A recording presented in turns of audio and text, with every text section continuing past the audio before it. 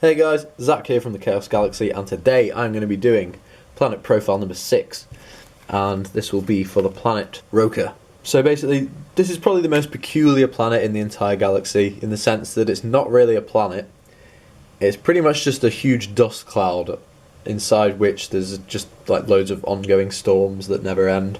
So yeah, a lot of the stuff you're going to find in here is like flying dragons and birds and general floaty things. But the cool thing about it, because the whole planet's pretty much a giant tornado, lots of things from other planets actually get sucked in and then become part of the planet Rokah. So as well as having like loads of flying things, it becomes a sort of hybrid planet with little parts of other planets that have been sucked into it, if that makes sense.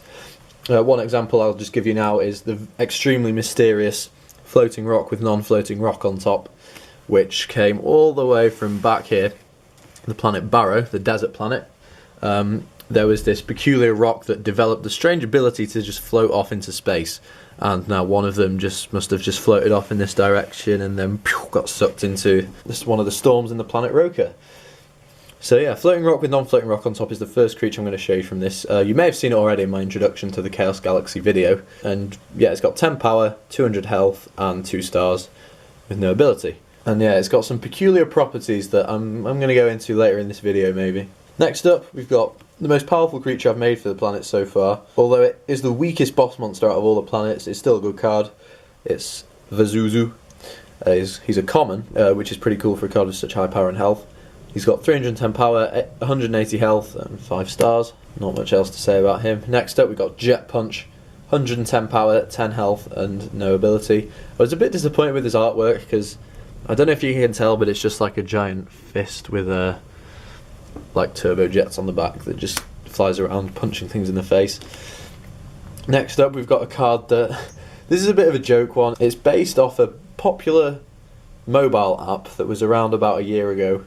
Not about a week ago, and this card is called Flappy Dragon. If you think you know the name of the app that it's based off, then comment down below. And he's got 150 power, 150 health, 3 stars, and no ability.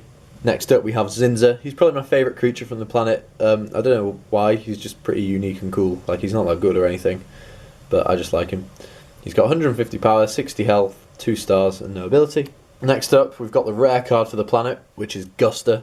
He's a 4-star with 150 power, 120 health, and an ability that reads: when this card is cosplayed, remove any one zone from your opponent's planet. And if you've seen my rule videos and you know how to play this game, then you'll know that zones are like really important things to play the game. So yeah, Guster can be a really powerful card. And then the final creature I've got to show you is another creature from the Night series. I've only shown you one of these so far in my first planet profile video, which is called Pyronite, and the knight from the planet Rokah is called Aeronite. And I've got one more night card that I've made so far, which is Aquanite, which I'm going to show you in my next planet profile. But yeah, hopefully I'm going to end up making a series of all these night cards, and there'll be one from each planet. And then maybe there might be like a huge boss monster, which is a combination of all the ones from all the planets. I think that'd be a pretty cool thing to do. So yeah, Aeronite's the final creature from this planet. It's got 190 power, 190 health, 4 stars and no ability. Pretty simple stuff. Okay, so now, I hope you're ready for this. Now I'm going to show you the resource card that I've made for the floating rock with non-floating rock on top. I need to make a sort of like shortened name for this, because I don't want to have to say the floating rock with non-floating rock on top every time I mention it. I'll try the initials or something. No, that's stupid. I'll call it floating rock. And like I say, I hope you're prepared for this. Until now, the secret of the floating rock has remained a mystery. However, I can show you today the card that reveals that mystery. Allow me to release the power of the secret of the floating rock. Now, this card is directly related to the floating rock, and what it does is, it reads: kill one floating rock with non-floating rock on top on your planet to take control of one creature on your opponent's planet until it dies. So like, it's really powerful. If your opponent has, let's say like this 8-star Viridius the Devourer, they would have had to pay 8 stars to play it, so that I'm guessing they'd be running pretty low on stars at this point. You just pay 2 stars to play your floating rock, and then you kill it with the secret of the floating rock to take away like a ridiculously powerful monster and then use it against them.